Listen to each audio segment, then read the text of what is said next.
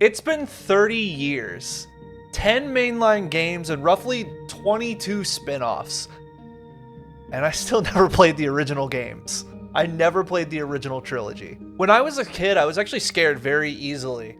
Even just the cover for Resident Evil 2 terrified me as a child. So it wasn't until about Resident Evil 4, I think, that I actually got into this series. And sometimes I feel like a fraud because despite playing the first hour or so whenever Resident Evil 6 came out and I got the big deluxe edition that came with digital versions of like all of the Resident Evil games, I just never actually went through and fully picked this up and played it, even for more than an hour. Well, that was 14 years ago, so I would say I've probably procrastinated quite successfully. Howdy, my name's Christine and I like video games. I kind of figured being somebody who hasn't even played this game more than like an hour or so, I'd be a pretty solid judge of whether or not it's worth playing 30 years later, because it would be my first time actually doing it. Now, despite being a huge fan of the survival horror genre, I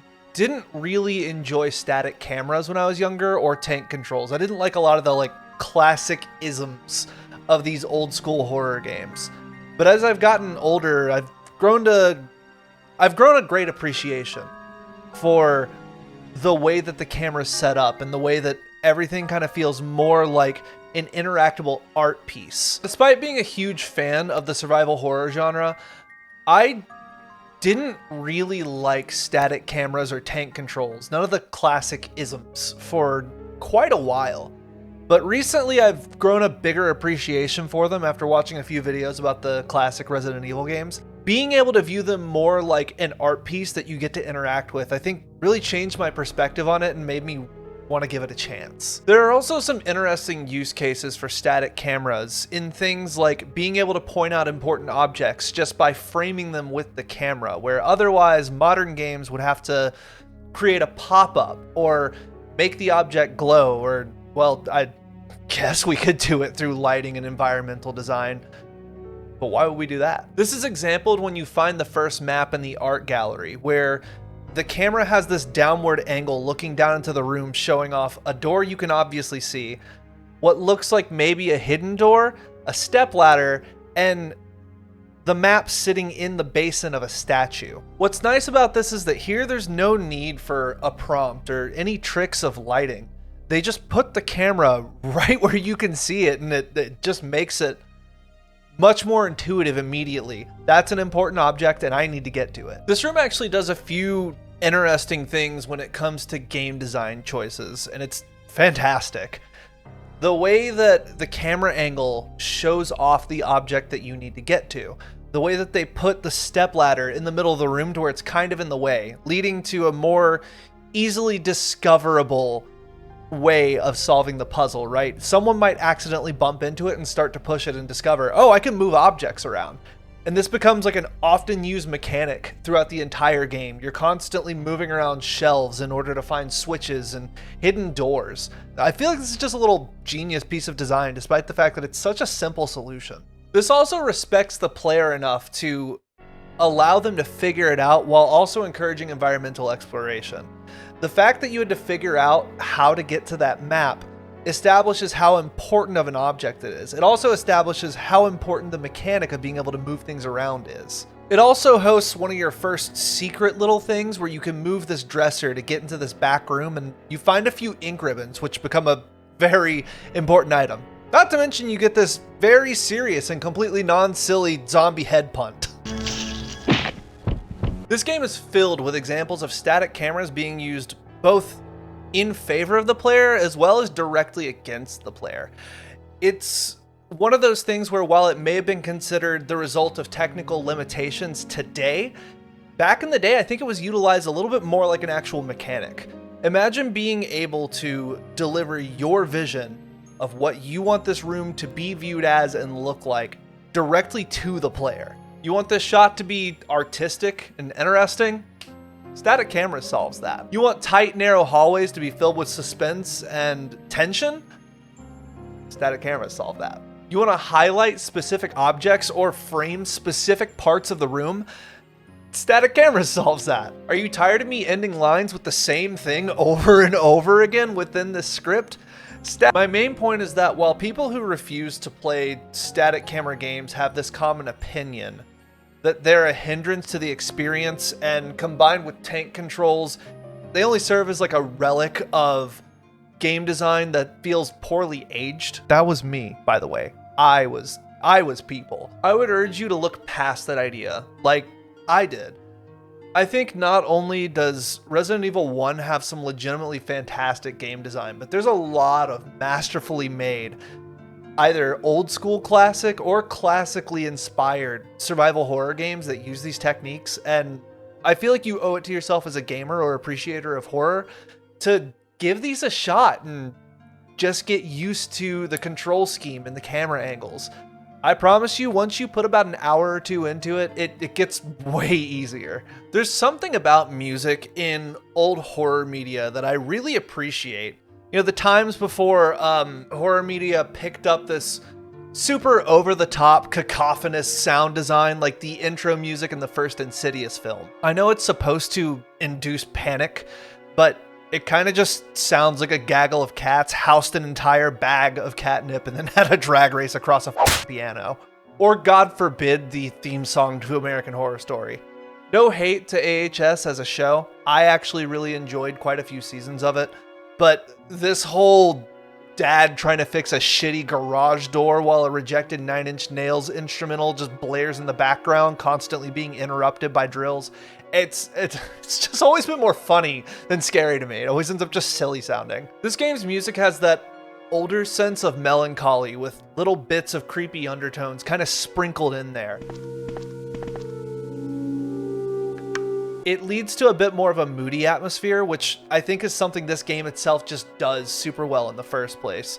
So with a fitting soundtrack, it leads to something that's both uneasy but somewhat comforting for some reason. There's a little bit of coziness in this game. Now, the music's definitely not always perfect. I feel like every other scene that involves Barry or Rebecca seems to have this abrupt, really, really loud soundtrack that's incredibly unbalanced. Barry? I don't know who greenlighted these parts, but they're fucking colorblind. Now, I've gone on about the game and its design and how much I love those parts of it a decent bit, so maybe I should talk about my playthrough like at least a little bit. I started off with Jill Sandwich because I had heard that Chris's playthrough was basically the game's hard mode. Also, I remember the first line that Barry spits out in Jill Sandwich story where she tries to go through the door and you just hear Barry go, "Don't open that door!" Don't open that door! This line always cracks me up. Barry straight up delivers some of the most absolutely ridiculous lines I think I've ever heard in a video game. Everybody probably knows about the Jill Sandwich line. That was too close. You were almost a Jill Sandwich. But I've heard very few people tell me about them. It might be handy if you, the master of unlocking, take it with you. Or that weird, awkward moment when you go to get the shotgun and the ceiling starts coming in to crush you, and you and Barry just have like a super casual conversation through the door like you're not about to die. There's no urgency to the voice acting in this part.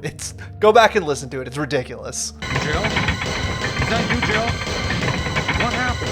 Barry, help me, please. The door won't open. I also kind of love how Barry tends to have like the worst timing ever. He seems to always show up after trouble and always insists on sticking together and just ditches you. Of course, this isn't helped at all by something I feel like I do need to mention, which is the voice acting.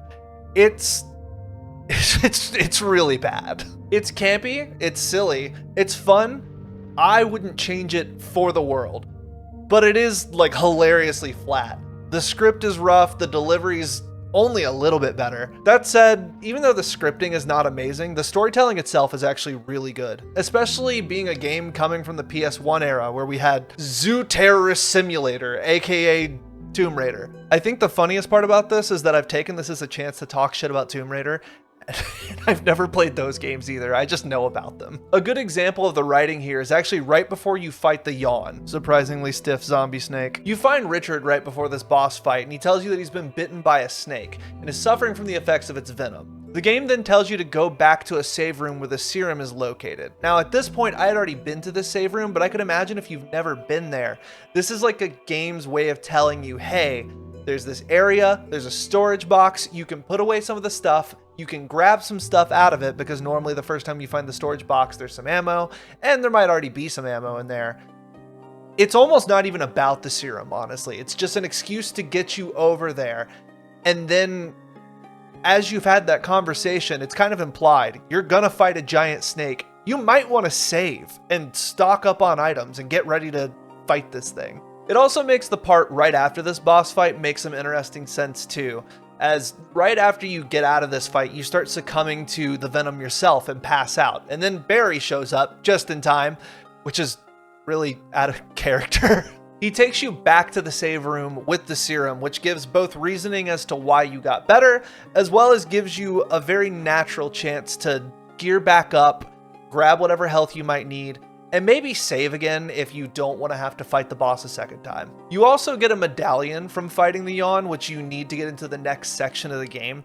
This gives you a spot to put it away because you really don't want to be carrying all those around. It's coming back through the mansion after this fight, getting to take my time rowing through the hallways that I've already cleared out. It led me to realize this game has an oddly cozy feeling to it, which is something I feel like I don't really get to experience in modern horror games unless it's at least a second playthrough. And this isn't about to become one of those like, old games good, new games bad type videos. It's just not really what I'm about. That's not what my content is about. I'm not here to be pessimistic about video games. I'm here to enjoy the good parts and be honest about the negative parts, holding games accountable to what they could have done better, but also enjoying what they offer. But getting back to it, the music, the pacing, the way that combat is not overly demanding. It's interesting how with this game, it's not just the moments where you're going back through into areas you've already cleared. It's not just the moments where you're arriving at a save room and get to let out a sigh of relief. Something about this game, even when there are enemies around, is just kind of like a comfort game thing. It's just very cozy, and I felt myself just really, really enjoying it. And not to mention, I mean, the sigh of relief with the save room also comes with the music from the save room, which is just, I think it's pretty much known across the entire horror video game community. Resident Evil save room music is like the best shit you will ever hear.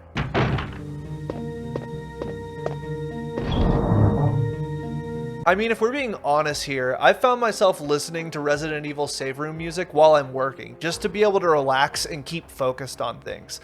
This game may be a horror game and it may have its intense moments, but this game's also kind of a comfort, cozy type game, which I'm just not used to out of horror survival games. Maybe it's just because modern horror games tend to be these like adrenaline-filled romps, but the pacing of this game just keeps you calm, even in the intense moments, outside of when there's hunters involved. And then I hate hunters. I don't want to spend the whole time of this video just talking about the details of my specific playthrough with Jill or with Chris, because I'm going to be honest, I think anybody watching this video has probably beaten this game more times than I panic saved in my Jill playthrough when I didn't have ink ribbons. It's a lot. That said, there are some takeaways I feel like I need to mention after completing my Jill playthrough. First off, I saved way too much ammo. I'm pretty sure I ended this game with like 30 shotgun shells, 2 full clips of pistol ammo, and God knows how many different bazooka rounds just ready to go. And 2, I feel the need to talk about the last boss fight. And no, I'm not talking about the whole ankle break maxing situation where you're just running in a circle trying to keep the tyrant from killing you until the rocket launcher shows up. You can't kill me. I'm talking more about the actual fight, which was really anticlimactic. I literally just ran away and shot a bazooka 3 times, and that was like the entire fight.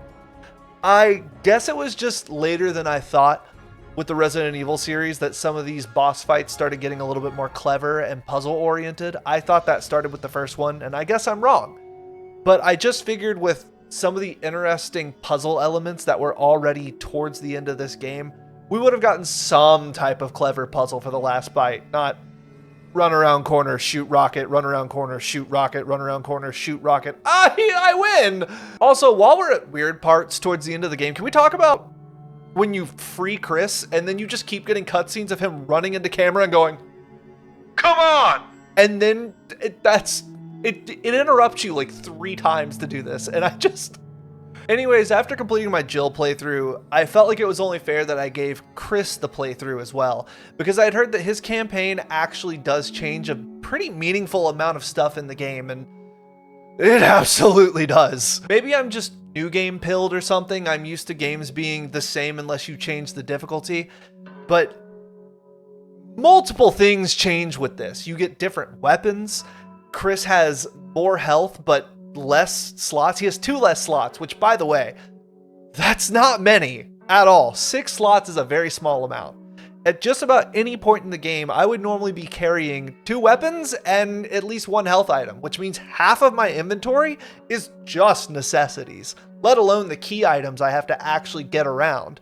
And then on top of that, I didn't have ink ribbons as a thing during my Jill playthrough, which I'm not sure why that is. Maybe that's just normal, but I got to save infinitely, no problem.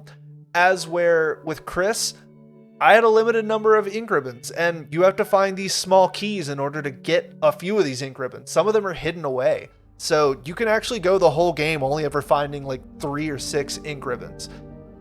Realistically, it only took me about 6.5 hours to beat it as Chris, so this wasn't unfeasible, but it's still really nerve-wracking when you're running low on health and running low on ammo, and you have very little inventory slots, and you got to get this object all the way to the other side of the mansion, and you have like 1 ink ribbon left, and you're kind of afraid you're going to run out of saves. There's also another change that happens with this where they replace Barry as a helper. He's not, with Rebecca. She is. She's a little bit ditzy. She's a little green. She adds a little bit of comedy relief, less so than Barry, but she's much more helpful than Barry is. Also, an interesting thing is that there's multiple scenes that you had to actually play through as Jill, or Barry would just handle something in the background.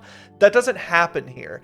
There's a few scenes where you actually take control of Rebecca, and she's doing something to save Chris, who's in an insanely precarious situation. Kind of crazy that Chris is just dumb and ends up in bad situations way faster than Jill for some reason. Like, for example, the yawn fight I mentioned earlier, where you pass out from the serum. When you play through it as Jill, Barry just grabs you and you just wake up in the save room, and that's the end of it. When you play through as Chris, you actually play as Rebecca and have to go get the serum and bring it back to Chris. There isn't a lot of details I feel like I need to continue to, comment on about the Chris run. It is super different, but I think I've just about put the notes in on the Chris versus Jill playthrough.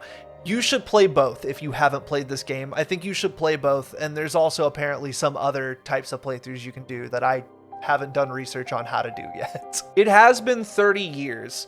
The game has aged, and as much as I wish I would have played this game years ago, I'm incredibly glad I took the time 30 years later. I think this game has aged absolutely beautifully. It could just be that I came at it with a very open mind, but as somebody trying to figure out if this game is worth playing 30 years later as a first timer playing it, it absolutely is.